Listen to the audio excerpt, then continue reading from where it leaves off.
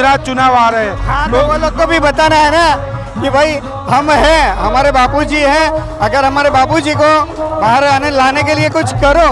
तो पहले साधु संत को बाहर करें और अपने आप को झांक के देखें कि हम कितने पवित्र हैं। ये नेताओं को मैं आपके चैनल के माध्यम से कहना चाहता हूं कि अब से आंखें खोलो, वरना बाद में बहुत पछताना पड़ेगा। अगर रिहाई नहीं होती है तो कोरोना जैसा संकट क्या, इससे भारी भारी संकटों का सामना करना पड़ेगा। कभी नाटक घाटे नहीं है, बल्कि एकदम मजबूती से डटे हैं और डटे रहेंगे हमेशा। अरे इनके पास ताकत हो तो सच्चाई बाहर लाएं, जनता के सामने लाएं। बापू के खिलाफ एक भी आरोप आज तक साबित नहीं हुआ है और न कर पाएंगे। उसमें यही कहता हूँ कि भगवान इन लोगों को सद्बुद्धि दे और महापुरुषों को समझे। पूरे इंडिया में, ऑल इंडिया में 2 महीने से कीर्तन यात्रा का आरंभ किया है।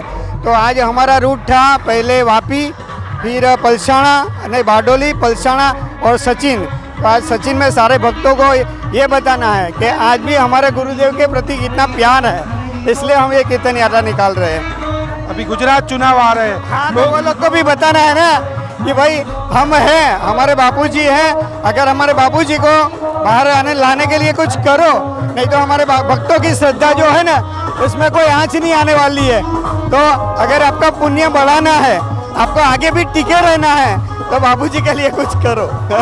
मतलब बापू की रिहाई के लिए ही आप लोग निकले हो सड़कों पर? वो तो समझ जाना चाहिए सामने वाले को ही, बराबर सामने वाले को समझ जाना चाहिए कि हमारा क्या काम है।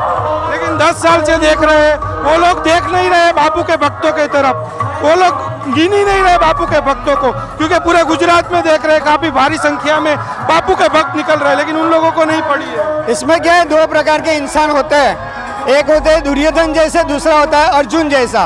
तो जिसके पास अर्जुन वाली मति है, दृष्टि है, वो बापू जैसे महापुरुषों को पहचान सकता है, और जिसके पास दुर्योधन जैसी मति है, वो कृष्ण भगवान साथ में होते हुए भी वो कृष्ण भगवान को नहीं पहचान पाए। क्या मैसेज देना चाहोगे उन नेताओं को जो सत्ता में बैठे और जो विपक्ष में, उनको क्या कहना चाहोगे? हाँ, उनको ये कहना चाहता हूँ कि भाई भगवान आपको सद्बुद्धि दे, सतमति दे, और हमारे देश के जो महापुरुष हैं जिन्होंने करोड़ों लोगों का उद्धार किया है, उनके लिए अगर आप कुछ कर पाओगे तो प्रकृति आपके लिए भी कुछ कर पाएगी, नहीं तो बाद में फिर पछताना ही है। सर और एक चीज लोग कहते हैं ना कि बापू के साधक घटे हैं, बापू के साधक घटे हैं, तो मैं एक गर्व के साथ कहना चाहता हूँ कि बापू के साधक घटे नहीं है, बल्कि एकदम डटे हैं, मजबूती से डटे हैं। हर चीज़ का मुकाबला करने के लिए आप देख रहे हो बापू जी को आज इतने साल हो गए कारावास में, लेकिन एक भी संख्या साधक की घटी नहीं है। ये अफवाह फैलाते हैं, कुछ असामाजिक तत्व के जैसे लोग होते हैं ना, वो अफवाह फैलाते हैं कि बापू के साधक घटे हैं। आपके आंखों के सामने दिखेंगे, सैकड़ों हजारों के लाइन में लगे हुए हैं। तो बापू के साधक मैं एक बार कहना चाहता हूँ कि बापू के साधक घटे नहीं है, बल्कि एकदम मजबूती से डटे हैं और डटे रहेंगे हमेशा के लिए। कहना चाहोगे गुजरात चुनाव भी आने वाला है, क्या कहना चाहोगे नेताओं को और जो सत्ता में बैठे हुए लोगों को क्या कहना चाहोगे? नेताओं को तो मैं ये कहना चाहता हूँ कि अभी तक नहीं समझ पाया, तो अब तो कम से कम समझो। इतना दिन हो गया, कितना दिन लगेगा तुमको समझते? अनपढ़ गंवार तो नहीं हो ना, हर चीज को देख रहे हो, दुनिया देख रहे हो, सब समझदारी तुम्हारे अंदर है। तो ये समझदारी तुम्हारे अंदर क्यों नहीं जा रही है? कहाँ पर कमी हो रही है? ये नेताओं को मैं आपके चैनल के माध्यम से कहना चाहता हूँ कि अब से आंखें खोलो, वरना बाद में बहुत पछताना पड़ेगा।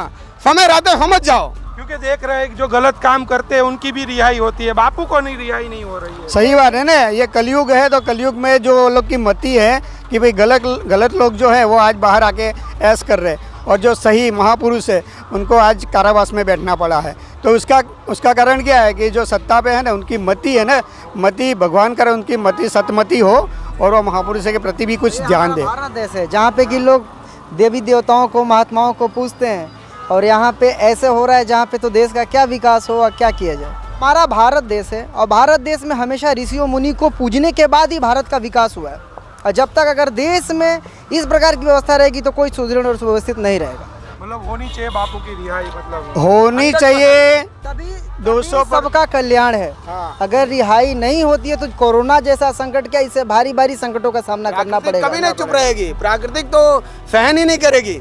हम सहन कर सकते हैं, लेकिन प्राकृतिक कभी अपना सहन नहीं कर सकती। वो इसमें राजनीति का चाल भी हो सकता है कि बापू को गलत और अपमानित करके उनको कोई उनका निर्णय जान चुके हो, जिसमें उनको एक अलग बैठाना उनका एक मुद्दा बना हो, कि जिस वजह से इनको हम अगर असाइड कर दे तो हमारे उत्थान में कोई दिक्कत ना आएगी, कोई कमी ना आएगी, और हम अपना आराम से दुनिया का पूरी सिटीजन का शोषण कर पाएंगे। तो गुजरात चुनाव से पहले संत आसाराम जी बापू की रिहाई होनी चाहिए, इन लोगों की यही मांग है। हम लोगों की यही मांग है कि आसाराम जी बापू को दुनिया जितना भी कहता, अगर हमारे अंदर इतना वास्तविकता है कि हाँ भाई हम सही बोलते हैं, सही जानते हैं, पूजा पाठ करते हैं, धर्म निष्ठा है, तो पहले साधु संत को बाहर करें और अपने आप को झांक के देखें कि हम कितने पवित्र हैं, फिर इसके बाद की आगे की बात है। आज तक एक भी प्रूफ साबित नहीं कर पाए, ये क्या करेंगे? आज इनके हाथ में सत्ता है या इनके पास जेल है तो कुछ भी लाके उठा के डाल दो, जब मर्जी जब खोलूंगा। बाकी इनके पास कोई भी प्रकार का आज तक कोई प्रूफ नहीं पैदा कर पाए, फिर भी घालमेल करके अंदर डाल के रखे हैं, कोई भी प्रूफ। अरे इनके पास ताकत हो तो सच्चाई बाहर लाएं, जनता के सामने लाएं। देश में बहुत पब्लिक है, पब्लिक के सामने सच्चाई लाएं कि हाँ भाई ये देखो सच्चाई। पर इनके पास तो कुछ नहीं है, खाली लीबा पोती घसीटा ला के रख दिया। कभी बोलते हैं इसके चक्कर में, कभी बोलते हैं उसके चक्कर में। इनके पास सच्चाई नाम का कुछ भी चीज़ नहीं है। बापू के खिलाफ एक भी आरोप आज तक साबित नहीं हुआ है और न कर पाएंगे। कुछ टीवी चैनल के जो खाने पीने वाले लोग हैं लेके खा पी के बैठ गए और कुछ दिखा दिए, तो वो दिखाने से नहीं होता है। सच्चाई अगर इनके पास ताकत नहीं है कि सच्चाई साबित कर दें। बापू के खिलाफ एक भी आरोप आज तक ये साबित नहीं कर पाए हैं।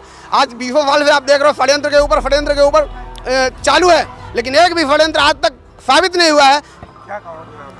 बस मैं यही कहता हूँ कि भगवान इन लोगों को सद्बुद्धि दे और महापुरुषों को समझे, क्योंकि आज बापूजी 10 साल से कारावास में है, तो 10 साल समाज महापुरुषों के सानिध्य से वंचित है और उससे समाज को बहुत बड़ा नुकसान है।